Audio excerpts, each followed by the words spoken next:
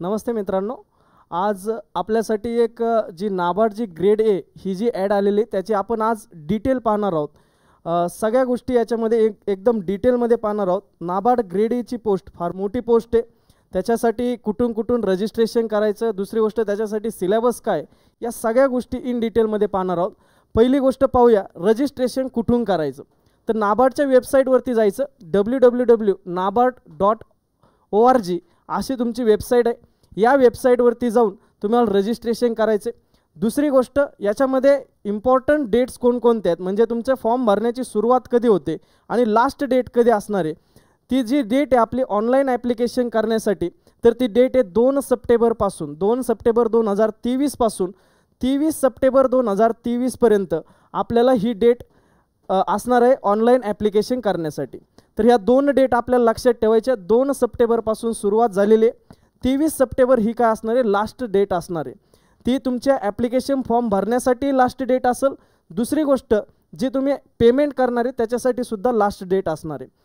त्याच्यानंतर जी preliminary exam जी होणार आहे, म्हणजे प्री जी होणार आहे आपली, त्या प्रीची डेटसुद्धा दिलेली आहे 16 ऑक्टोबर 2023 अशी ही डेट आहे। परंतु ही डेट टेंटेटिव्हली आहे, नंतर भविष्यात बदल पण होऊ शकते। तर 16 ऑक्टोबर 2023 ही टेंटेटिव्ह डेट आहे। त्याच्यानंतर त्यांनी खाली दिलेले मेन्स एक्झामबद्दलचे जे काही डेट असेल ती डेट तुम्हाला www.nabard.org या वेबसाईटवरती तुम्हाला भेटेल। मेन्सची डेट ही वारंवार त्याच्यावरती व्हिजिट करायची, त्याच्यावरती डेट आपल्याला कळवण्यात येईल। तर ही जी डेट असेल मेन्सची असणार आहे, परंतु तुमची प्रीची जी डेट आहे ही कधी 16 ऑक्टोबर 2023ला आपली प्री एक्झाम होणार आहे। त्याच्यानंतर पुढे जाऊया। पुढे गेल्यानंतर नेमकी नंबर ऑफ वॅकन्सीज किती आहेत, जागा किती आलेल्या आहेत, वेगवेगळ्या पोस्ट आहेत त्याच्यासाठी वेगवेगळ्या जागा आहेत। त्याच्यामध्ये पहिली जी पोस्ट आहे जनरल, ज्याच्यासाठी सगळे जे का ॲप्लिकेशन करू शकतात अशी ही जनरलमध्ये जी पोस्ट येणार आहे ती पोस्ट जी असणार आहे असिस्टंट मॅनेजर म्हणून सुद्धा असणार आहे। ही जनरलमध्ये सगळेजण ॲप्लाय करू शकतात। त्याच्यासाठी पोस्ट किती आहेत, तर टोटल पोस्ट आहेत 77। टोटल पोस्ट किती आहे, 77 आहे। 31 पोस्ट या ओपनसाठी, SC साठी 11, ST 9, 18 OBC EWS साठी 8 पोस्ट आहेत। तर अशा टोटल तुमच्या 77 पोस्ट आहे।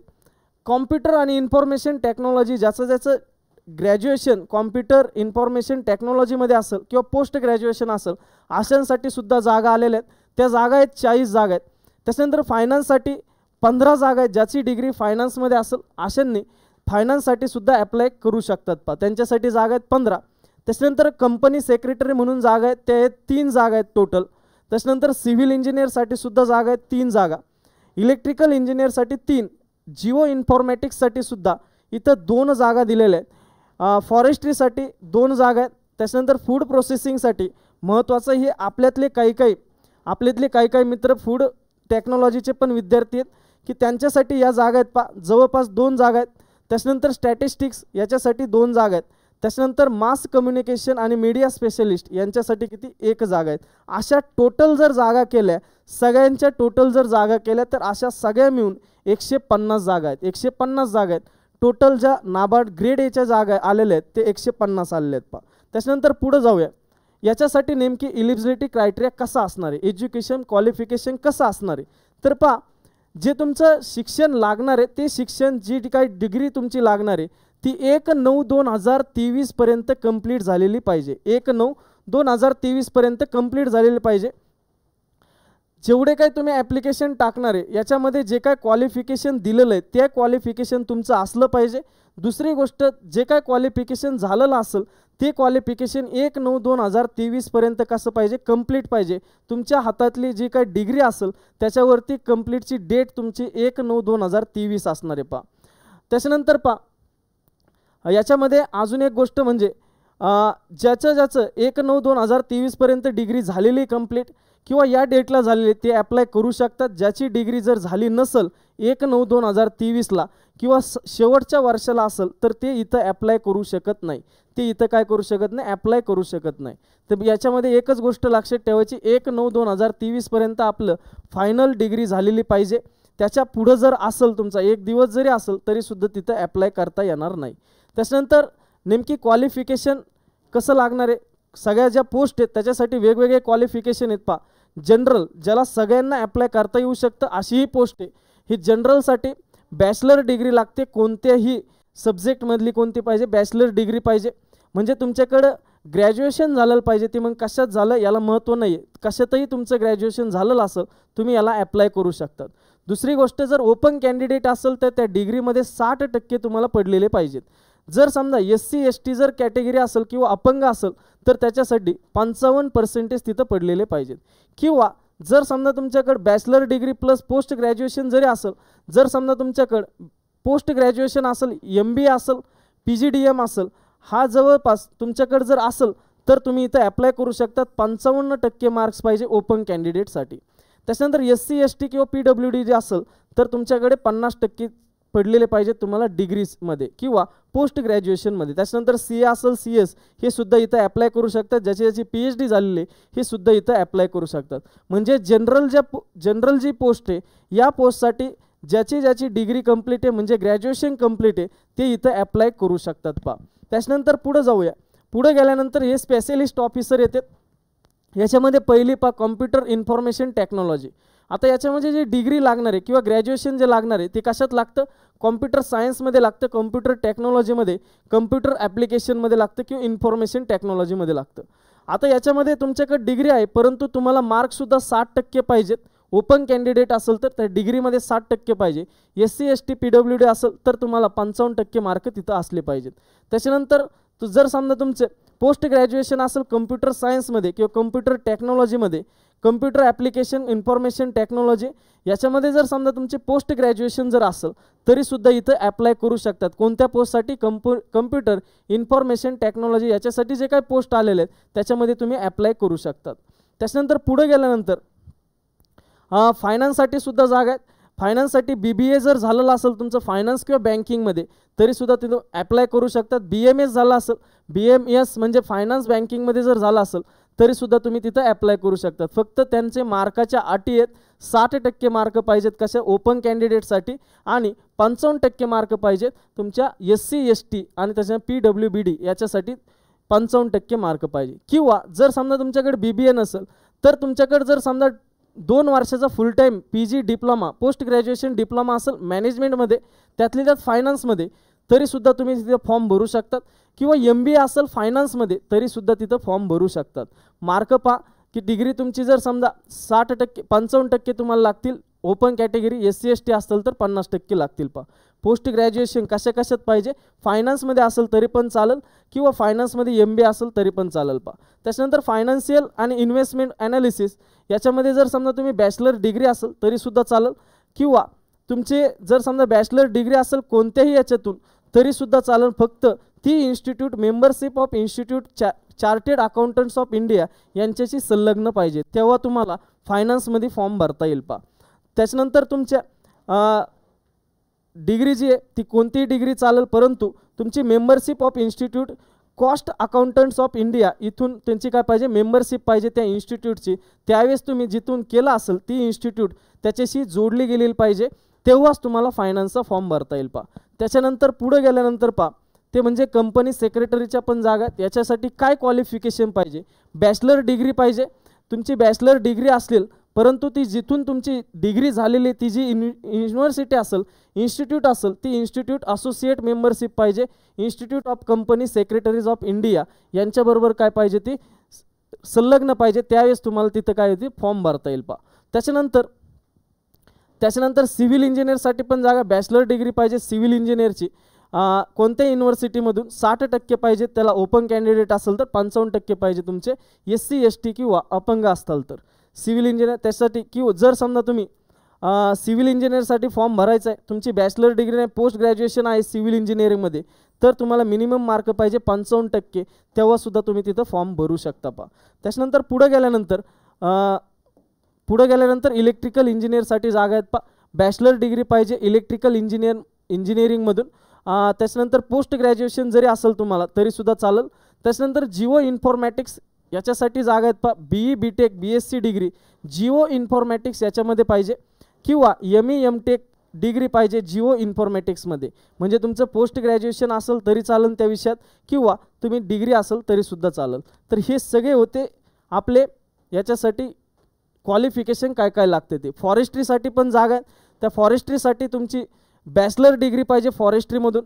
जे काय BSc ॲग्रिकल्चरची अलाइड ही ब्रांच पाहिजे, ज्यांची फॉरेस्ट्रीमधून डिग्री झाली ती तिथं ॲप्लाय करू शकतात. दुसरी गोष्ट, जर समजा तुमच्याकडे पोस्ट ग्रॅज्युएशन असेल फॉरेस्ट्रीमधलं तरीसुद्धा तुम्ही तिथं ॲप्लाय करू शकतात. फूड प्रोसेसिंगमध्ये इथंसुद्धा आपली अलाइड ब्रँचेस आहे पा.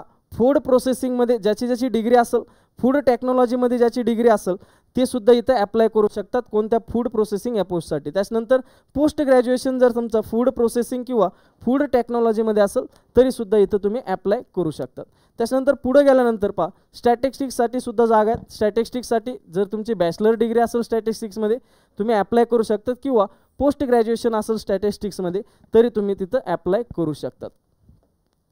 त्याच्यानंतर मास कम्युनिकेशन याच्यामध्ये पण पहा, मास मीडियामध्ये बॅचलर डिग्री किंवा कम्युनिकेशनमध्ये जर्नलिझममध्ये जर तुम्ही बॅचलर डिग्री असेल तुम्ही तिथं ॲप्लाय करू शकतात. पोस्ट ग्रॅज्युएशन असेल तरी तिथं ॲप्लाय करू शकतात. तर अशा पद्धतीने तुमचे क्वालिफिकेशन होते पहा सगळ्या पोस्टसाठी. आता येऊया महत्त्वाच्या मुद्द्यावर, नेमकी याच्यासाठी एज किती लागतं किंवा वयाची अट काय. तर पहा 1/9/2023 पर्यंत 1/9/2023 पर्यंत तुमचं कमीत कमी वय पाहिजे 21 किंवा जास्तीत जास्त वय पाहिजे 30. कमीत कमी 21 किंवा जास्तीत जास्त 30 वय पाहिजे 1/9/2023. म्हणजे तुमचं 2/9/1993 जर जन्म झाला असेल ती डेटसुद्धा त्याच्यात इन्क्लूड आहे. त्याच्यानंतर 1/9 पर्यंत तुम्ही 2002 पर्यंत तुमचा जन्म झालेला असला पाहिजे, त्यावेळेस तुमचं वय याच्यामध्ये बसणार आहे. दुसरी गोष्ट, सगळ्यात कमी वय 21 आहे, सगळ्यात जास्त वय 30 आहे. हे ओपन कॅटेगरीसाठी. मग OBC ST साठी रिलॅक्सेशन आहे पा.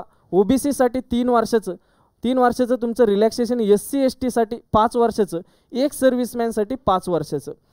जर समजा तुम्ही अपंग असताल, जनरल कॅटेगरीचे असताल तर 10 वर्षाचं तिथं रिलॅक्सेशन आहे. जर समजा तुम्ही OBC कॅटेगरी परंतु तुम्ही अपंग आहे तर 13 वर्षाचं. जर समजा तुम्ही अपंग आहे परंतु SC ST कॅटेगरीचे तर त्यांना 15 वर्षाचं रिलॅक्सेशन असणार आहे पा. त्याच्यानंतर पुढे गेल्यानंतर नेमकी सिलेक्शन प्रोसेस कशी असते तर याचे 3 टप्पे आहेत. पहिले जे टप्पा आहे तो म्हणजे प्री एक्झाम आहे. या प्री एक्झाममध्ये वेगवेगळे विषय आहेत, ते म्हणजे 8 विषय आहेत पा. याच्यामध्ये कोणकोणते विषय आहेत तर पा, रिझनिंग आहे, इंग्लिश आहे, कम्प्युटर नॉलेज आहे, क्वांटिटिव्ह ॲप्टिट्यूड आहे, डिसिजन मेकिंग आहे, जनरल अवेअरनेस आहे, ESI आहे, इकॉनॉमिक सोशल इश्यू असा एक विषय पा. रूरल इंडियाविषयी फोकस केलेला असतो असा विषय. त्याच्यानंतर ARD म्हणून एक विषय असतो, ॲग्रिकल्चर रूरल डेव्हलपमेंटवर. हे सगळे 8 विषय असणारे प्री एक्झामसाठी. जे तुमचा रिझनिंग असणारे 20 क्वेश्चन असतील 20 मार्कला, इंग्लिश असेल 30 question 30 mark, computer 20 question 20 mark, क्वांटिटिव्ह aptitude 20 question 20 mark, decision making 10 question 10 mark, general awareness 20 question 20 mark, 40 question असतील 40 मार्कला ESIचे, 40 क्वेश्चन असतील ॲग्रिकल्चरचे म्हणजे ARDचे आणि 40 मार्क असतील त्याला. असा तुमचा टोटल 200 क्वेश्चन 200 मार्क्सला असतील. आणि पेपर हा 2 लँग्वेजमध्ये होईल, म्हणजे हिंदीमध्ये पण असेल आणि त्याच्यानंतर तुमच्या इंग्लिशमध्ये सुद्धा असणार आहे. दुसरी गोष्ट, याला कंपोजिट टाईम आहे, सेक्शनल टायमिंग नाही. कंपोजिट टायमिंग आहे 120 मिनिटाचं तुम्हाला टायमिंग असणार सगळ्या विषयांसाठी.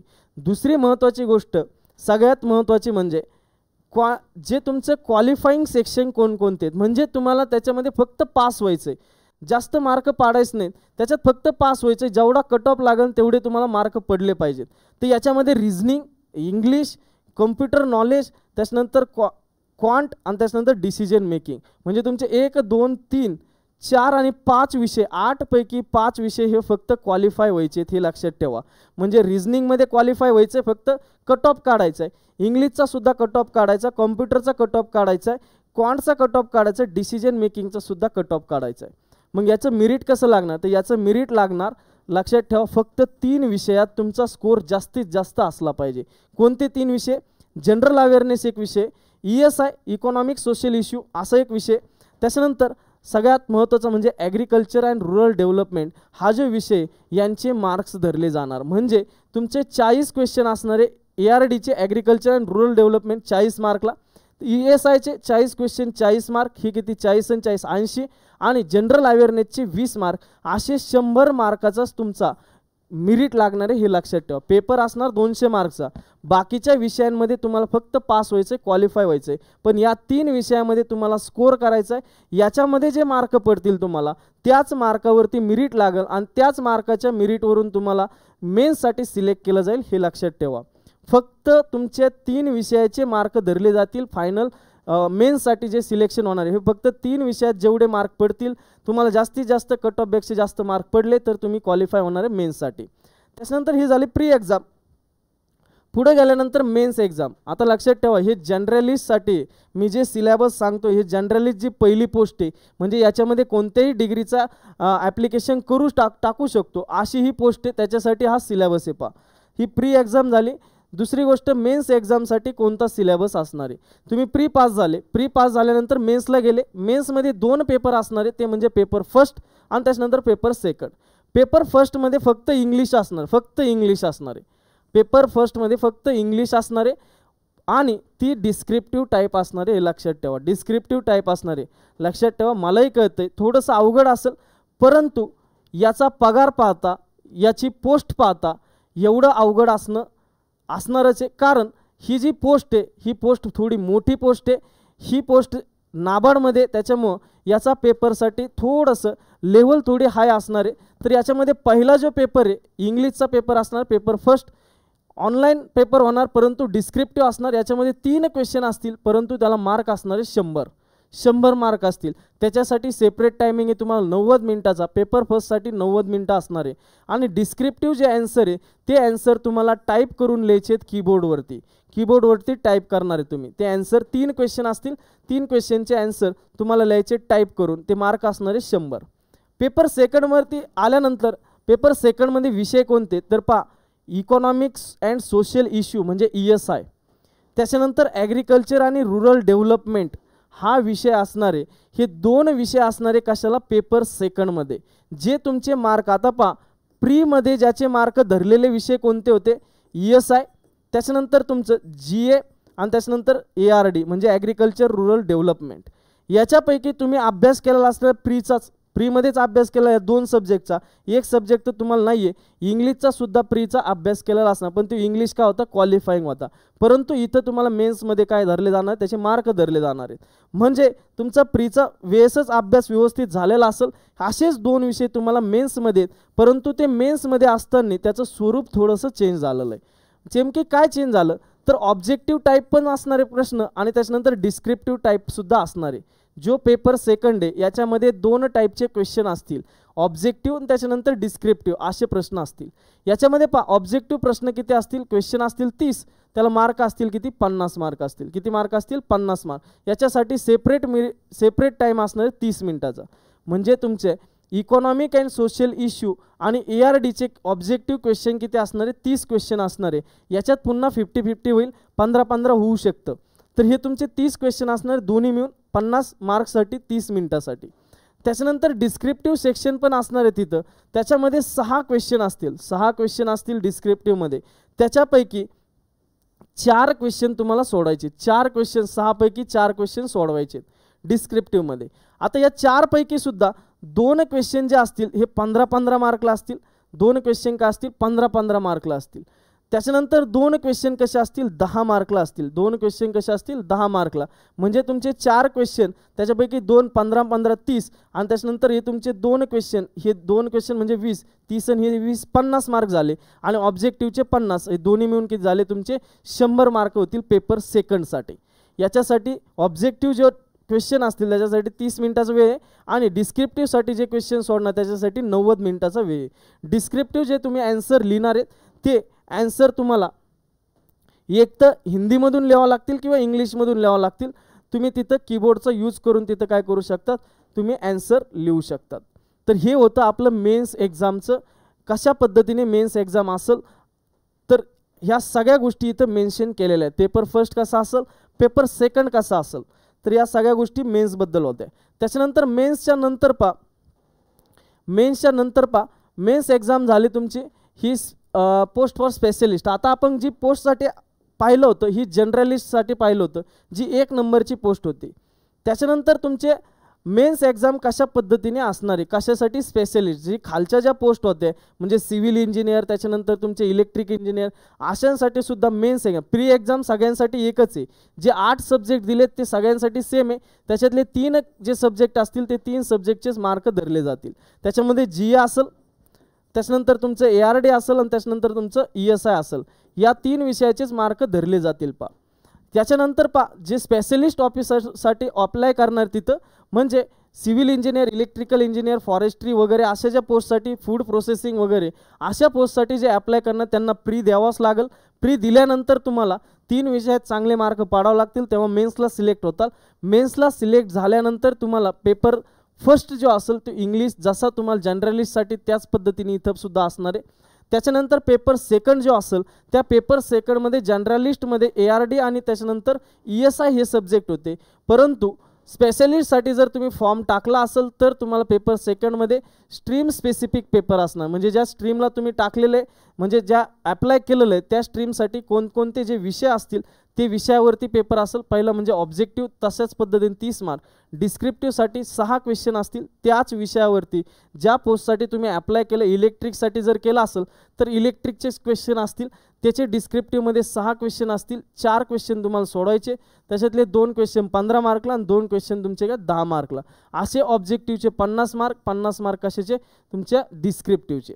तर असा क्वेश्चन तुमचा असा पेपर असणार कशासाठी, मेन्स एक्झामसाठी. स्पेशलिस्ट ऑफिसरला ज्यावेळेस तुम्ही अप्लाय करताल म्हणजे फूड प्रोसेसिंग इलेक्ट्रिक, त्याच्यासाठी हे असा पॅटर्न असणार आहे. दुसरी गोष्ट ही तुम्ही पास जर झाले, पास झाल्यानंतर सब्जेक्ट टू डिस्क्रिप्शन बँक सायकोमॅट्रिक तुमची काय होणार टेस्ट होणार आहे. त्या टेस्टमध्ये सुद्धा तुम्हाला व्यवस्थित पास झाले पाहिजेत, तुम्ही कंप्लीट केली पाहिजे. मेन्स एक्झाम झाल्यानंतर तुमची एक सायकोमॅट्रिक होईल. सायकोमॅट्रिक झाल्यानंतर तुमची इंटरव्ह्यूसाठी तुम्हाला बोलवलं जाईल. इंटरव्ह्यू 50 मार्कचा असणार आहे, लक्षात ठेवा. किती मार्कचा? 50 मार्कचा असणार आहे. आणि जे इंटरव्ह्यूचं मीडियम असेल ते कसं हिंदी किंवा इंग्लिश असणार आहे. मराठीत इंटरव्ह्यू होणार नाही, ती हिंदी किंवा इंग्लिशमध्ये इंटरव्ह्यू होईल. दुसरी गोष्ट मेन्ससाठी रेशिओ किती असणार आहे तर मेन्ससाठी ते सुद्धा दिलं आहे त्यांनी. मॅक्झिमम 1:25 असा तुमचा मेन्ससाठी रेशिओ असेल आणि इंटरव्ह्यूसाठी 1:3 असा रेशिओ असणार आहे. 1:3 रेशिओ असा असणार आहे. दुसरी गोष्ट याच्यासाठी काही पेनल्टी का जर समजा क्वेश्चनचं उत्तर चुकलं तर 1/4 तिथं काय 1/4 निगेटिव्ह मार्किंग आहे, हे सुद्धा लक्षात ठेवा. 1/4 निगेटिव्ह मार्किंग आहे. त्याच्यानंतर पुढे जाऊया. फेज फर्स्ट आणि फेज सेकंड म्हणजे मेन्सला पण आणि प्रीला पण 1/4 निगेटिव्ह मार्किंग आहे. त्याच्यानंतर सिलेबस काय काय असणार तर त्यांनी सिलेबस दिलेला आहे. तर आपल्याला जनरलिस्टसाठी जे आपले सगळे मुलं अप्लाय करतील त्यांच्यासाठी सिलेबस कशा पद्धतीने सिलेबस. जे पहिला पेपर असेल तुमचा पेपर फर्स्ट इंग्लिशसाठी सगळ्या गोष्टी दिलेल्या आहेत तिथे, एसे वगैरे सगळ्या गोष्टी हे वाचून घ्या की याच्यासाठी कोणकोणता सिलेबस असणार आहे. त्याच्यानंतर पेपर सेकंडसाठी जे ESI मध्ये सुद्धा ESI आणि ARD त्याच्यापैकी ESI मध्ये सगळे तुमचे जे पॉप्युलेशन असेल रुरल भागाविषयी जेवढे काही विषय असतील म्हणजे त्यांचा रोजगारांचा विषय असेल, त्याच्यानंतर फायनान्शियल सेक्टरमध्ये तिथं बँकचं कसं रिफॉर्मिंग होईल असे विषय असतील. एज्युकेशन कोणत्या टाईपने असते रुरल भागात, तिथं ॲग्रिकल्चर कोणत्या पद्धतीने चालतंय, पॉप्युलेशन कोणता ट्रेंड म्हणजे तुम्ही कोणत्या दिशेने पॉप्युलेशन चाललेलं आहे, तिथं उद्योगधंदे कोणकोणते आहेत, अशा पद्धतीचे तुमचे सगळे ESI मध्ये विषय असणार आहे. दुसरी गोष्ट IMF वर्ल्ड बँक यांच्याविषयी सुद्धा तुम्हाला तिथं विचारलं जाऊ शकतं. त्यांनी हा सिलेबस दिलेला आहे ESIचा. त्याच्यानंतर ESI झालं आहे. ESIच्या नंतर ॲग्रिकल्चर अँड रुरल डेव्हलपमेंटसाठी कोणकोणता सिलेबस असणार आहे. आता आपलं ॲग्रिकल्चरमध्ये ॲग्रिकल्चर असणार आहे, त्याची डेफिनेशन वगैरे या सगळ्या गोष्टी दिल्यात. त्याच्यानंतर सॉईल आणि वॉटर कन्झर्वेशन हा एक मेन आहे, कारण नाबार्ड तुम्ही पाहिलं असेल शेततळे असतील अशा गोष्टींसाठी सुद्धा फायनान्स करते, तिथूनच सगळ्या बँकेला पैसा भेटत असतो वेगवेगळ्या स्कीमसाठी. त्याच्यासाठी महत्त्वाचा विषय आहे soil and water conservation. Water resources हा सुद्धा एक महत्त्वाचा मुद्दा आहे, म्हणजे त्याच्यामध्ये येतं irrigation management, types of irrigation अशा गोष्टी येतात. त्याच्यानंतर फार्म अँड ॲग्रिकल्चर इंजिनिअरिंग जे आपण इंजिनिअरिंग म्हणतो, ॲग्रिकल्चर इंजिनिअरिंग तो सब्जेक्ट आहे. मशिनरीज असतील, त्याच्यानंतर तिथं ॲनिमल मेकॅनिकल, इलेक्ट्रिकल, वाइंड आणि सोलार आणि बायोमॅस असे वेगवेगळे जे आपण इंजिनमध्ये वाचतो त्याच गोष्टी इथे त्याच्यानंतर प्लांटेशन आणि हॉर्टिकल्चर क्रॉप्सबद्दल पण आहे, ॲनिमल हजबंडरीबद्दल सुद्धा आहे, त्याच्यानंतर पोल्ट्री याच्याबद्दल सुद्धा आहे. तर ह्या सगळ्या गोष्टी तुम्हाला सिलेबसमध्ये असणार आहे ARDच्या. त्याच्यानंतर नेक्स्ट आहे फिशरीजमध्ये पण असणार आहे, फिशरीचं पण सब्जेक्ट आहे आपल्याला, फिशरी पण असणार आहे नाबार्डमध्ये, फॉरेस्ट्री पण असणार आहे, ॲग्रिकल्चर एक्सटेन्शनसुद्धा आहे, इकॉलॉजी आणि क्लायमेट चेंजसुद्धा आहे आणि प्रेझेंट सिनेरिओ इंडियन ॲग्रिकल्चरचं सध्याची काय स्थिती आहे, अलाइड ॲक्टिव्हिटीज कोणकोणत्या चाललेल्या आहेत याच्याविषयी तुम्हाला इथं प्रश्न असतील ARDमध्ये. ARD मध्ये. आणि रुरल डेव्हलपमेंटमध्ये ARD जे पाहिलं आपण, ARD म्हणजे ॲग्रिकल्चर अँड रुरल डेव्हलपमेंट. ॲग्रिकल्चरचा आपण सिलेबस पाहिला, रुरल डेव्हलपमेंटचा हे रुरल डेव्हलपमेंटचा सिलेबस आहे. याच्यामध्ये पंचायत राज इन्स्टिट्यूशन, रुरल ड्रिंकिंग प्रोग्राम वगैरे असे वेगवेगळ्या स्कीमसुद्धा याच्यामध्ये येतील. याच्यामध्ये एक गोष्ट लक्षात ठेवा, याच्यामध्ये नोट त्यांनी दिलेली, syllabus for main examination paper second for grade A specialist discipline. जे आपण स्पेशलिस्ट स्पेशलिस्टला जर अप्लाय केलं स्पेशलिस्ट ऑफिसरसाठी, त्यांचा मेन्सचा सिलेबस काय काय असणार आहे, कसा असणार आहे, हे तुम्हाला वेबसाईटवरती अपलोड फॉर्मॅटमध्ये भेटेल पहा. त्याच्यानंतर पुढे गेल्यानंतर एक्झाम सेंटर कुठं कुठं असणार आहे. आता पहा, प्री एक्झामचं सेंटर त्यांनी दिलं आहे आपल्या महाराष्ट्रापुरतं. पहा, ऑनलाईन एक्झाम कुठं असणार आहे, फेस फर्स्ट जी म्हणतो आपण ऑनलाईन एक्झाम प्री महाराष्ट्रामध्ये छत्रपती संभाजीनगर आपला असेल, अमरावती असेल, कोल्हापूर, मुंबई, नवी मुंबई, ठाणे, नागपूर, नांदेड, नाशिक, पुणे, त्याच्यानंतर चंद्रपूर, सोलापूर, धुळे, रत्नागिरी, हे सगळे बऱ्यापैकी आपल्या जेवढे काही जिल्हे असेल बऱ्यापैकी कवर झालेले आहेत. तर त्याच्यामुळं सेंटरचा काही प्रॉब्लेम येणार नाही. छत्रपती संभाजीनगरसुद्धा आहे, त्याच्यामुळं प्रॉब्लेम काय पेपरला मुंबईला जावं असं नाही आहे. पुणे छत्रपती संभाजीनगर हे सगळे सेंटर असल्यामुळे सेंटरची काही अडचण नाही. तर हे सेंटर होते प्री एक्झामसाठी. आता पहा, मेन्स एक्झामसाठी कोणकोणते सेंटर आहेत. तर मेन्स एक्झामसाठी पहा, हे सगळे सेंटर ऑल ओव्हर इंडियासाठी दिलेले आहेत. मेन्स एक्झामला सेंटर वेगवेगळे असू शकतात. तुम्ही जर छत्रपती संभाजीनगर इथं प्री एक्झामला टाकला असेल, मेन्सला तुम्हाला वेगळं टाकावं लागेल, कारण छत्रपती संभाजीनगर इथं मेन्समध्ये नाही आहे. तर मेन्सची ज्यावेळेस एक्झाम द्यायची असेल तर आपल्याला महाराष्ट्रात पुणे एक आहे आणि त्याच्यानंतर मला वाटतंय मुंबई एक आहे, मुंबई, नवी मुंबई, ठाणे हे एक आहे. बघा, असे 2 सेंटर आपल्या महाराष्ट्रासाठी मेन्स एक्झामसाठी लक्षात ठेवा. दुसरी गोष्ट, इंटरव्ह्यू कुठं होतील, इंटरव्ह्यू कुठं होतील, जे तुमचे सेंटर वरती दिलेले आहेत. म्हणजे तुमचे इंटरव्ह्यू सगळ्यात जवळचं सेंटर असणार पुणे सगळ्यात जवळ असणार इंटरव्ह्यूसाठी. तर या ठिकाणी तुमचे मेन्सचे जे सेंटर असतील त्याच ठिकाणी तुमचे काय होणार आहे, इंटरव्ह्यूसुद्धा होणार आहेत पहा. त्याच्यानंतर नेक्स्ट पहा, ते म्हणजे फी किती लागणार आहे. SC ST किंवा PWBD असेल तर यांच्यासाठी ॲप्लिकेशन फी नील आहे, कुठल्याही प्रकारची फी नसणार ॲप्लिकेशन. परंतु तिथं इंटिमेशन चार्जेस जे लागणार तेवढी फी तुम्हाला भरावं लागेल. 150 रुपये तिथं चार्जेस आहे. हे सगळे हे सोडून SC ST आणि PWBD सोडून ओपन आले, त्याच्यानंतर OBC आले, EWS आले, यांच्यासाठी फी आहे 650 ॲप्लिकेशन फी आणि 150 इंटिमेशन चार्ज, म्हणजे 800 रुपये तुम्हाला फी भरावं लागणार आहे ज्यावेळेस तुम्ही ॲप्लाय करणार. त्याच्यानंतर जर समजा एखादा स्टाफमधला असेल, त्याला पेपर द्यायचा असेल तर त्याला कुठल्याही प्रकारची इथं फी दिलेली नाही आहे पहा. तर आपल्यासाठी फी किती लागणार आहे, ओपन कॅन्डिडेट्स 800 आणि SC ST PWBDसाठी 150 रुपये एवढी फी लागणार आहे पहा. पुढे गेल्यानंतर नेमकी याच्यामध्ये पगार किती असणार आहे. सगळ्यात महत्त्वाचं, पगार म्हणजे तुमचं बेसिकच आहे 44,500. तुमचा टोटल पगार जातो 1 लाख. नाबार्ड येते, नाबार्ड काय छोटी गोष्ट नाही आहे. जशी RBI तशी ॲग्रिकल्चरमध्ये नाबार्ड आहे. आता नाबार्डमध्ये काम केल्यानंतर त्या गोष्टी कळतात की नाबार्ड काय चीज आहे. तरी बघा, इथं 1 लाखाचं पगार आहे, 1 लाखापर्यंत पगार भेटतो. दुसरी गोष्ट, पोस्ट खूप तगडी पोस्ट आहे, कारण ह्या गोष्टी मी स्वतः अनुभवलेल्या आहेत. कारण मी जरी समजा नाबार्डमध्ये नसेल पण काम करायची त्यांच्याबरोबर वेळ आलेली नाबार्डमधल्या अधिकाऱ्यांबरोबर, त्यावेळेस त्यांचा जो रुतबा असतो, जे आपलं काय म्हणतो त्याला, जी त्यांची हवा असते ती हवा आम्ही पण पाहिलेली. त्याच्यामुळं ही जी पोस्ट आहे खूप मोठी पोस्ट आहे. जवळपास 1 लाखाच्या दरम्यान तुम्हाला पेमेंट भेटतं महिन्याला. त्याच्यानंतर ॲप्लिकेशन कसं टाकायचं. तर ॲप्लिकेशन या वेबसाईटवरती मी सांगितलं आहे, नाबार्डच्या वेबसाईटवरती जायचं. तिथं गेल्यानंतर करिअर नोटीस असा ऑप्शन येईल, त्या नोटीसवर क्लिक करायचं. त्याच्यानंतर तुम्ही अप्लाय हिअर याच्यावरती क्लिक करायचं. त्याच्यानंतर तुम्हाला एक नवीन स्क्रीन ओपन होईल. नवीन स्क्रीन ओपन झाल्यानंतर तिथं रजिस्ट्रेशन ॲप्लिकेशन असेल. आपली सगळी माहिती रजिस्ट्रेशनवरती क्लिक केल्यानंतर नेम, कॉन्टॅक्ट वगैरे सगळ्या गोष्टी व्यवस्थित भरायच्या. त्या भरल्यानंतर तुमचा फॉर्म फिलअप करायचा, नंतर तुमचं पेमेंट करायचं. शक्यतो या 3-4 दिवसातच फॉर्म भरून घ्यायचा आहे त्याच्यानंतर अप्लाय कशा पद्धतीने करायचं. तर या वेबसाईटवरती जायचं, सगळ्या गोष्टी भरायच्या. दुसरी गोष्ट, रजिस्ट्रेशन करायचं, पेमेंट करायचं. तिसरी महत्त्वाची गोष्ट, फोटोग्राफ असेल, सिग्नेचर असेल, हे लेटेस्ट करायचे. फोटोग्राफसुद्धा लेटेस्ट टाकायचा, सिग्नेचर व्यवस्थित करायची. त्याच्यानंतर थंब असेल, त्याच्यानंतर हँड रिटन असेल, या सगळ्या गोष्टी व्यवस्थित स्कॅन करून तिथं अपलोड करायच्या. दुसरी महत्त्वाची गोष्ट सगळ्यात, की फॉर्म भरायला सुरुवात झालेली 2 सप्टेंबर 2023 आणि लास्ट डेट असणार आहे 23 सप्टेंबर 2023. या 2 डेटमध्येच आपल्याला फॉर्म भरायचा आहे. शेवटच्या दिवशी फॉर्म भरू नका, त्याच्या अगोदर थोडाफार फॉर्म भरा. तर अशा पद्धतीने नाबार्ड याच्याबद्दल इन डिटेल आपण सगळ्या गोष्टी पाहिलेल्या आहेत. जरी आपल्याला अवघड वाटत असेल, थोडीशी एक्झाम टफ असते, अशा गोष्टी वाटत असेल, पण त्याची जी पोस्ट आहे, ती जी बँक आहे, त्याच्यानंतर त्याचा जो पगार आहे, या सगळ्या गोष्टीचा जर विचार केला तर आपल्याला त्या जो अभ्यास असेल तो अभ्यास त्या मानानेच असणार आहे, त्या लेवलचाच असणार आहे. कारण ती पोस्ट तेवढे मोठी आहे, पगार पण तेवढा मोठा आहे, त्याच्यामुळं त्या लेवलचाच अभ्यासक्रम आहे. सगळ्यांनी अप्लाय करा.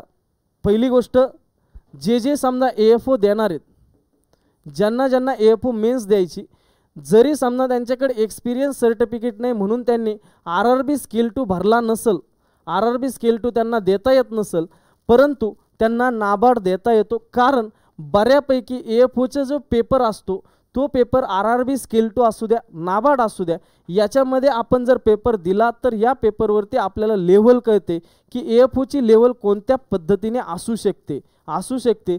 त्याच्यामुळे हे फॉर्म भरल्यानंतर निदान ॲग्रिकल्चर तरी आपल्याला समजेल की कोणत्या पद्धतीने क्वेश्चन येऊ शकतात.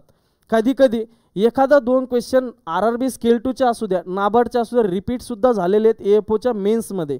त्याच्यामुळं फॉर्म नक्की भरा. जे ॲग्रिकल्चर त्यांनी तर अवश्य फॉर्म भरा, कारण तुमचं जे मार्क धरणार आहेत ते ARDचे, ESIचे आणि GHचे मार्क धरणार आहे. त्याच्यामुळं तुम्ही इंजिनियर असू द्या, त्याच्यानंतर तुम्ही डॉक्टर असू द्या, त्यांना ॲग्रिकल्चर करणं भागच आहे. कारण सगळ्यांना ॲग्रिकल्चर जमलंच असं नाही, त्याच्यामुळं ॲग्रिकल्चरच्या मुलांनी इथं जास्तीत जास्त ॲप्लाय करा.